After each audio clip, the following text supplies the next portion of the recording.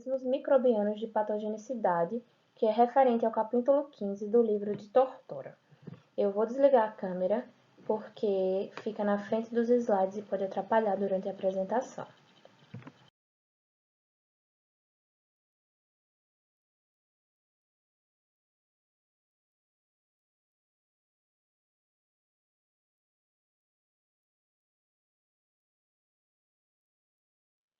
Bem, para podermos dar início, é interessante a gente relembrar alguns conceitos básicos para refrescar nossa memória e facilitar o nosso entendimento durante a apresentação, tá? Então, começando, por um conceito que é bem discutido dentro da microbiologia, que é o termo patogenicidade. Do que se trata a patogenicidade? A patogenicidade é a capacidade de causar doenças superando as defesas do hospedeiro. E atrelado a esse termo patogenicidade, sempre tem um termo que a gente usa bastante, que é o termo virulência, que ele diz respeito ao grau ou à extensão da patogenicidade. Para intensificar ainda mais a nossa discussão dentro dessa apresentação, Tortora ele faz um questionamento que eu achei pertinente trazer para a gente discutir, que é o seguinte: ele pergunta se os micro-organismos eles têm a intenção de causar doenças. Será que eles têm a intenção? Será que eles estão aqui apenas para causar mal à humanidade, causar doenças? Porque quando nós chegamos e começamos a pensar em micro-organismos, nós só pensamos em doenças. Quando a gente chega numa sala de aula para começar a trabalhar um conteúdo de microbiologia, no terceiro ano, por exemplo, os alunos só pensam no lado negativo, na questão de doenças. Isso é um pensamento bastante comum. Mas, Tortora ele também traz a justificativa para esse questionamento, onde ele diz que as células microbianas elas estão apenas se alimentando e se defendendo.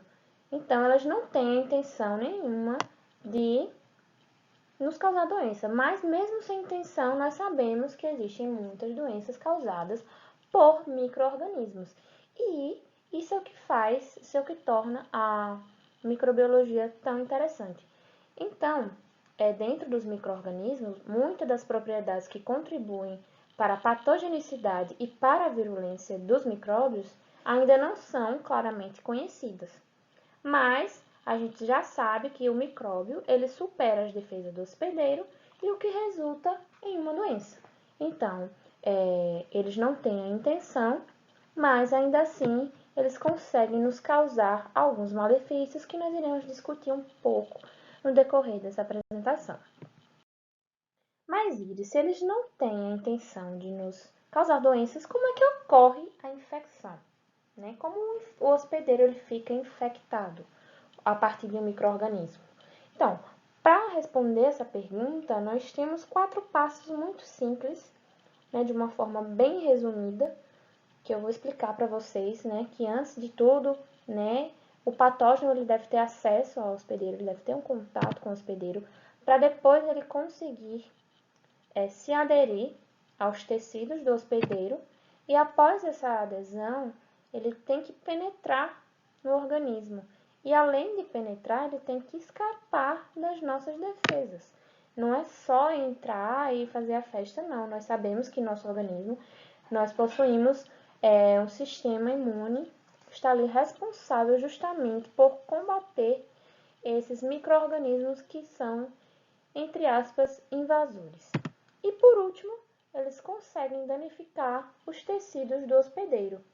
Mas é interessante lembrar que alguns micróbios eles não causam doença pelo dano direto ao tecido, Em vez disso, a doença vai ocorrer em decorrência do acúmulo de excretas microbianas.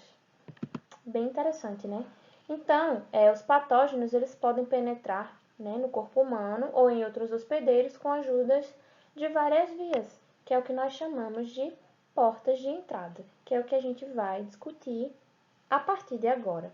A partir desse momento, as coisas vão ficando mais minuciosas. Eu vou detalhar esses 4 passos de uma forma bem simples para que todo mundo possa entender. Bem, dentro dessas portas de entrada, nós podemos incluir as membranas mucosas, a pele, também pode ocorrer a deposição direta sobre a pele, ou até mesmo sobre as membranas, via parenteral. E é o que a gente vai discutir a partir de agora. Então, se tratando das membranas mucosas, são aquelas membranas que revestem os nossos tratos respiratório, gastrointestinal, urogenital e a conjuntiva. É uma membrana delicada que vai recobrir, né, o globo ocular e que reveste as nossas pálpebras. Essa vasta gama de doenças relacionadas ao trato respiratório se dá porque é a porta de entrada mais fácil e é a que é mais frequentemente utilizada pelos micro-organismos. Por isso é muito comum a gente estar pegando um resfriado sempre, né? Uma gripezinha aqui, uma gripezinha ali, porque o nosso trato respiratório é a nossa porta de entrada que é mais utilizada pelos micro-organismos. Por isso, uma das maneiras de contenção do coronavírus é o uso de máscara, porque é uma doença que, como nós sabemos, ela é uma doença, né, de trato respiratório. Já o nosso trato gastrointestinal, né, os micro-organismos eles podem ter acesso através de água, alimentos ou dedos contaminados.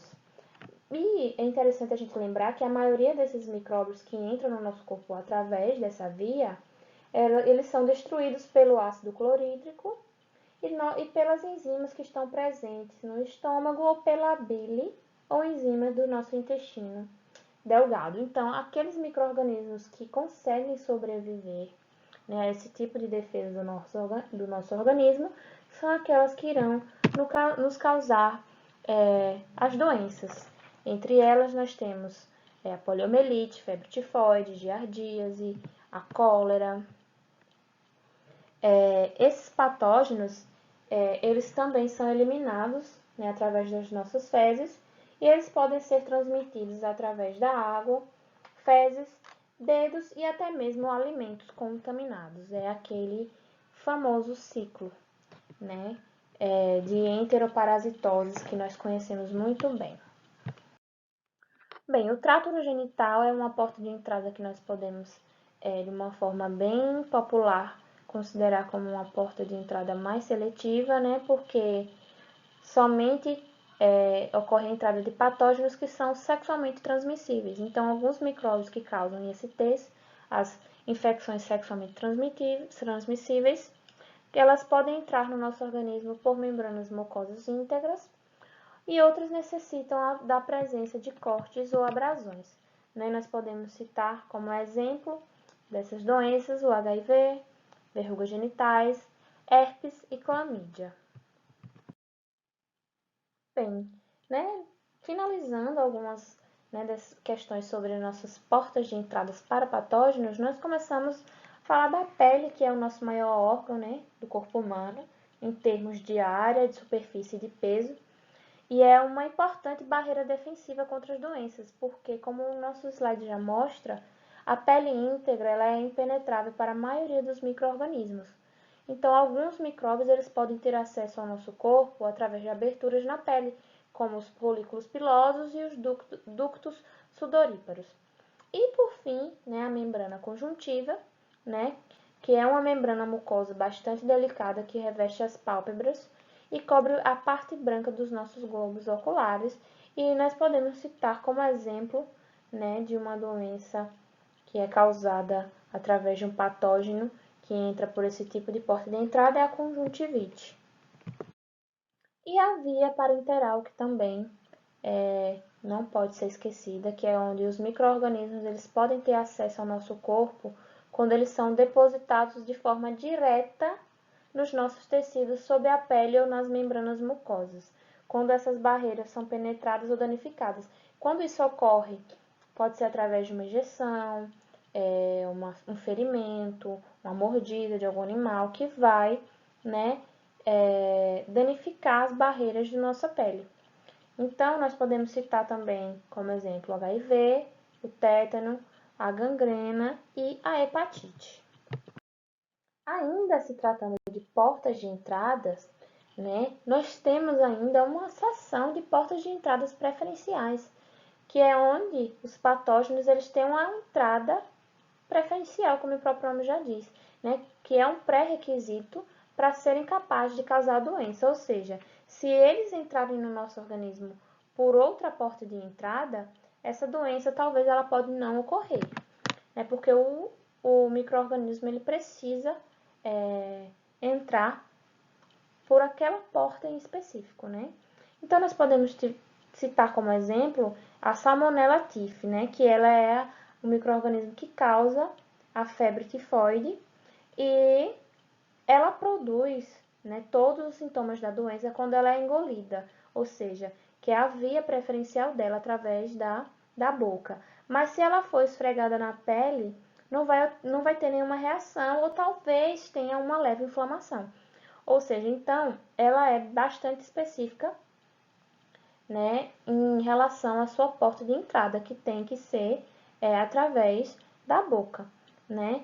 Os streptococcus, eles são inalados, né? A via preferencial deles é nosso trato respiratório e pode causar pneumonia. E aqueles que são engolidos, eles não causam nenhum sintoma, né? E a Yersinia pestis e a Bacillus anthracis, elas possuem mais de uma porta de entrada, então elas não têm um pré-requisito como essas outras duas bactérias.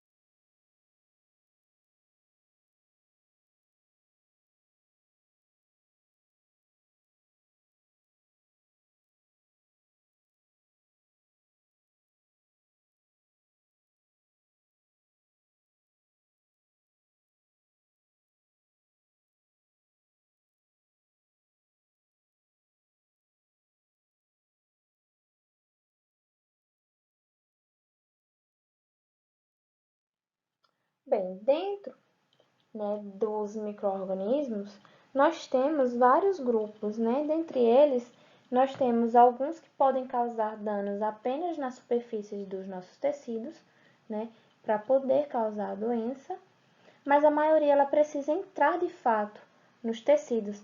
E esses são alguns fatores que contribuem para a capacidade das bactérias invadir os seus hospedeiros. Então, quase todos os patógenos, eles apresentam algum mecanismo de adesão aos tecidos do hospedeiro em sua porta de entrada, que é uma etapa extremamente necessária para a patogenicidade.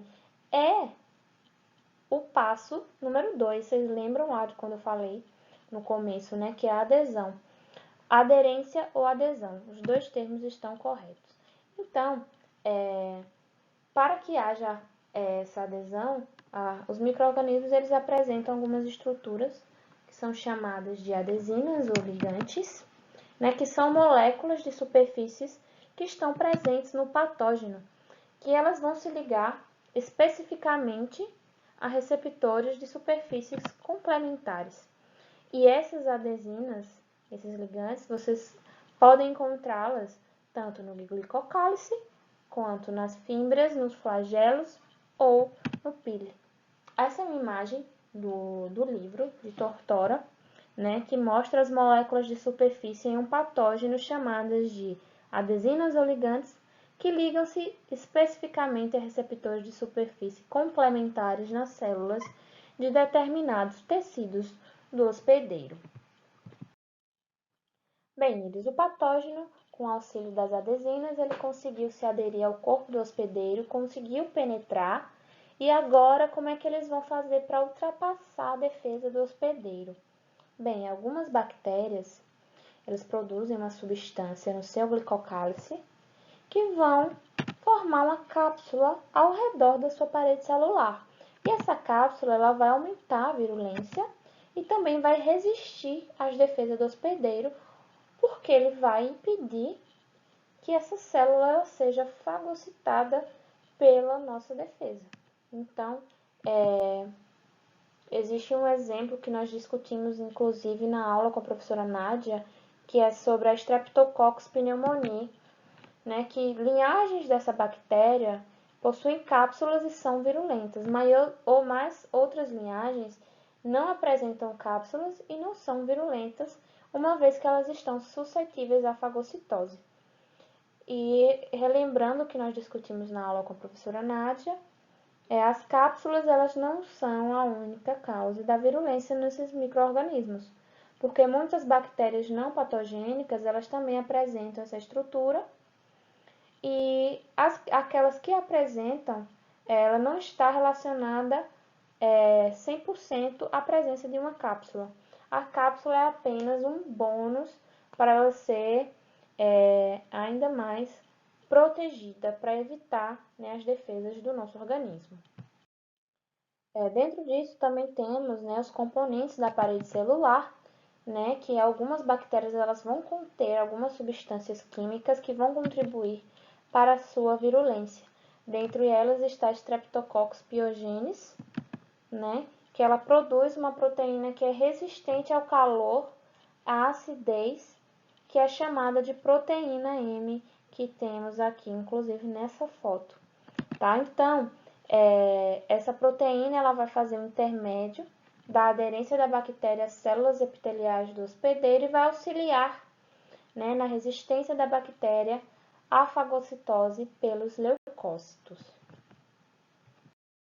Outro fator que também auxilia os micro-organismos a superarem a nossa barreira de defesa são as enzimas, né, que alguns microbiologistas eles inclusive acreditam que a virulência de algumas bactérias é auxiliada pela produção de enzimas extracelulares, que são chamadas de exoenzima ou exoenzimas. Então, essas enzimas elas podem digerir o material entre as células e induzir a formação ou a degradação de coágulos sanguíneos, né? Então, existem as coagulases, né, que são enzimas bacterianas que coagulam o fibrinogênio no sangue. E esse fibrinogênio ele é convertido em fibrina pela ação das coagulases e vai gerar uma malha que forma o que nós conhecemos como coágulo sanguíneo, né, que isso vai acabar protegendo a bactéria da fagocitose. Né? Um exemplo que nós temos é Streptococcus pyogenes, mais uma vez. E aí onde entra as cinases, né, que são enzimas que vão degradar a fibrina e assim elas vão digerir os coágulos formados pelo organismo para isolar a infecção. E como exemplo nós temos o Staphylococcus aureus, né, que vocês podem ver nessa imagem. Então, um exemplo de uma cinase é a fibrinolisina, que também é conhecida como estafilocinase. E como exemplo nós temos Streptococcus pyogenes mais uma vez. Além disso, temos também a hialuronidase, que é responsável por hidrolisar o ácido hialurônico, que é um polissacarídeo que une certas células do corpo, particularmente em tecidos conectivos. Então, a colagenase ela vai quebrar a proteína que vai formar os tecidos conectivos de músculos e de outros órgãos, e também de outros tecidos, e vai facilitar a disseminação da gangrena gasosa. Né? Nós temos aí como exemplo Streptococcus pyogenes, como uma bactéria que possui a hialuronidase, e os Clostridium, né, que apresentam a colagenase. Bem, após conseguir se aderir ao hospedeiro, penetrar no hospedeiro e vencer o nosso sistema imunológico, como esses patógenos eles vão danificar as células do hospedeiro. Então, quando o micro-organismo ele invade algum tecido corporal, ele inicialmente vai encontrar os fagócitos, né, que são responsáveis pela defesa. Então, se esses fagócitos eles têm sucesso em destruir nosso invasor, nenhum outro dano é causado ao hospedeiro. Mas, né, se os patógenos superarem as nossas defesas, o micro-organismo ele pode danificar as células de 4 formas básicas, que são elas: utilizando os nutrientes do hospedeiro, causando danos diretos à região próxima ao local da invasão, produzindo toxinas que danificam sítios distantes do local inicial da invasão, ou introduzindo reações de hipersensibilidade. Né? Ao final dessa apresentação, nós iremos discutir os 3 primeiros. O último, né, que é as reações de hipersensibilidade, é discutida em um capítulo muito à frente, então recomendo a leitura para melhor entendimento. Então, né, de forma mais detalhada, né, um dos danos é a utilização dos nossos nutrientes, né, os nutrientes do hospedeiro. Como nós sabemos, o ferro ele é um elemento necessário para o crescimento da maioria das bactérias, né? Só que a concentração do ferro livre no nosso corpo é bastante pequena, porque a maior parte do ferro ela está ligada, né, às proteínas de transporte, né, às proteínas transportadoras de ferro, como a hemoglobina. Então, para obter esse ferro, alguns patógenos eles vão secretar proteínas chamadas de sideróforos. Então, esses sideróforos eles são liberados no meio, então eles vão remover o ferro dessas proteínas transportadoras através de uma ligação que é muito mais intensa aos átomos de ferro. Por exemplo, a ligação dos sideróforos com os átomos de ferro é mais forte do que a ligação da hemoglobina, que é uma transportadora, com o ferro. Então, eles conseguem, entre aspas, roubar, né, o ferro, né, das hemoglobinas. Então, quando esse complexo, que é o sideróforo e ferro, ele é formado, eles vão se ligar a receptores de sideróforos que estão na superfície da bactéria. E é aí que a bactéria ela vai conseguir absorver o ferro. Nessa imagem aqui é somente uma ilustração do livro de Tortora, né, que é a estrutura da enterobactina, tipo de sideróforo bacteriano. Então, o ferro é o que está indicado em vermelho. O segundo dano, né, causado são os danos diretos à região. Então, quando os patógenos eles conseguem se aderir às nossas células, eles podem causar danos diretos assim que eles usam as nossas células para a obtenção de nutrientes e vão gerando, né, produtos residuais. Como eu falei inicialmente, a patogenicidade pode acontecer tanto pelo dano direto como pelo dano indireto, né, que é a liberação dos produtos residuais das bactérias dentro do nosso organismo. Então, quando esses patógenos eles começam, né, a utilizar o seu metabolismo, eles começam a se multiplicar nas células e elas se rompem, né, ocorre a lise. Então, o que vai acontecer?